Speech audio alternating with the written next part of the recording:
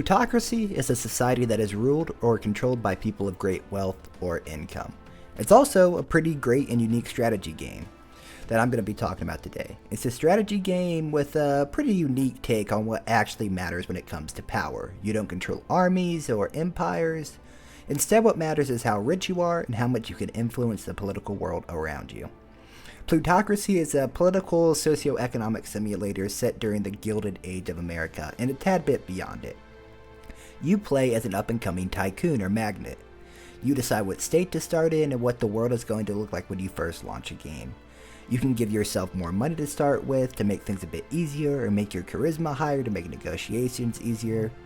Also, like Stellaris, you can decide how big the world you are going to inhabit is and how many companies exist within it. So if you have a budget build, I recommend setting it to a small world. You also get to customize your character and the traits you have. So whether you're of European descent, maybe you're Asian, what education level you have. You also have to put what political party you align with and how old you want your character to be. There's a lot of customization options available, and they all affect how the world at large sees you and wants to interact with you. So starting as a young man of European descent with a high school diploma makes things a bit easier, since that's the basis. That's level 0. That's what almost everybody in America looks like. So going outside of that can start to cause a few issues. But what actually is the core gameplay loop of Plutocracy? Now, when you first load it, it's going to seem pretty overwhelming, even with the tutorial.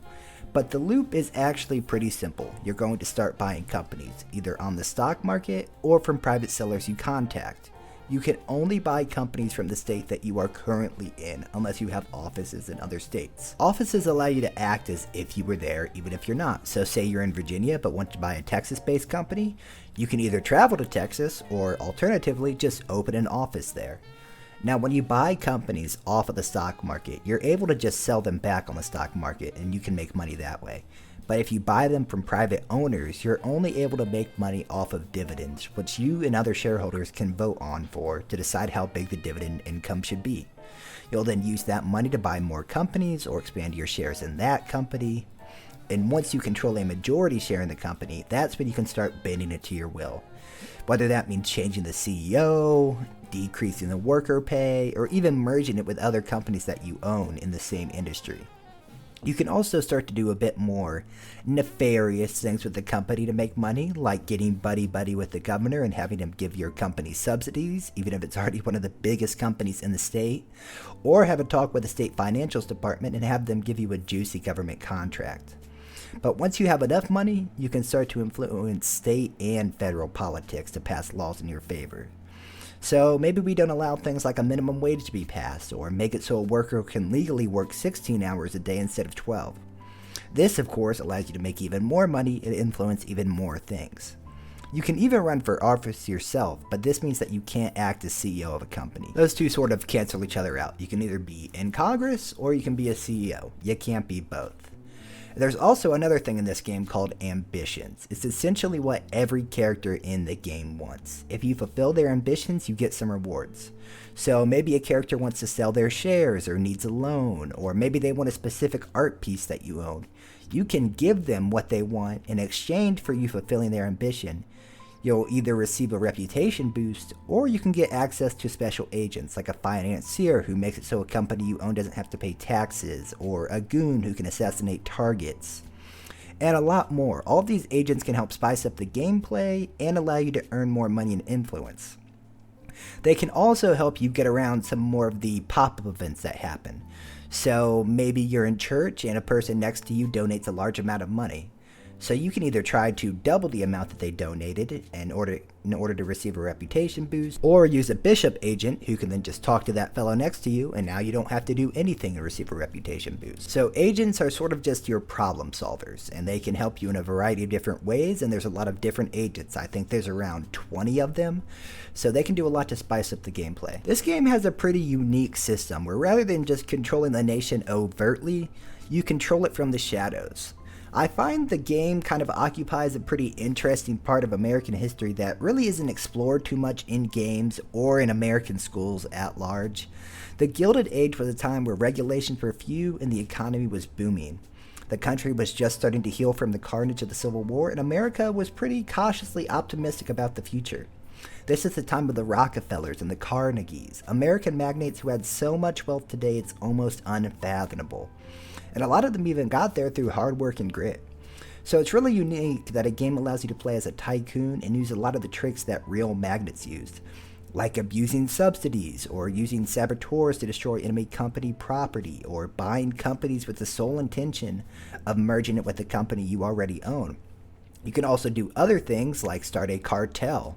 So let's say that you own all 5 steel mills in Texas. You can then use that and start a cartel, which basically means you can just set the price of steel to whatever you want. There are no other sellers in Texas, and if somebody else tries to start a company, you can just buy it up too. Now, historically, this really didn't work out too much, but obviously if you actually owned all 5, it's going to work a lot better.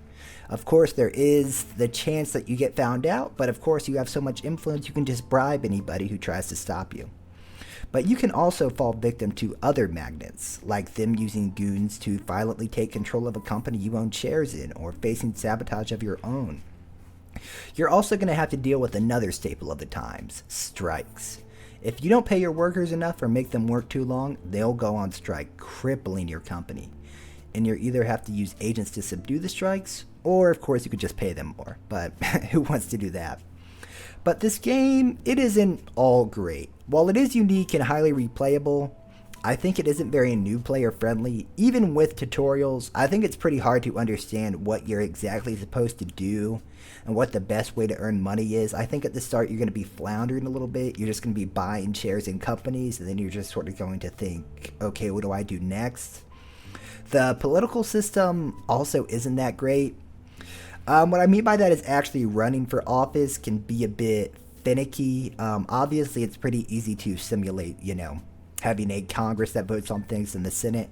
But actually running for office, there's always just a few hiccups with it. Like, you can be in office for a few terms, and then all of a sudden someone new will run against you, and you have like a 90% chance to lose. I mean, that's not very realistic. Obviously, incumbents tend to win. And the data they use to determine who would win feels a bit weird, like they have this thing called renown, which kind of just means how well people know you. For some reason, even after winning the election, that same seat multiple times, somebody new will come in and just have so much more renown than me. I'm already the incumbent. People would already know who I am. I think the politics system might be the most underbaked system in the game, but of course the game is still early access. It came out in 2019 and they've been diligently working on it this whole time. So hopefully they'll start to fix that. It's obviously improved a lot since I first played it back in like 2022. But I don't know, it's definitely an interesting game. Overall, is it worth playing? I don't know. I think if you're interested in a stock simulator type of game, it's worth it. If you enjoy the Gilded Age of America, I think you'll get a kick out of playing it.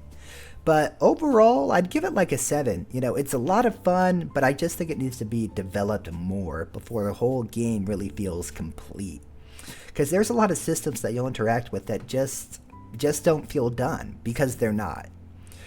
But overall, that's really all I have to say. Go ahead and give it a try if you got some extra money. If you enjoy the Gilded Age, I think this is one of the only games that I can really think of that even really touches on it. I mean, I guess there's games like Railroad Tycoon, things of that nature. But this takes a more holistic view at the whole era instead of just having you play as a specific magnate for a specific industry. But that is all I got. Thank you so much for watching. Please like, subscribe, do all that YouTuber jazz. And remember that Jesus loves you.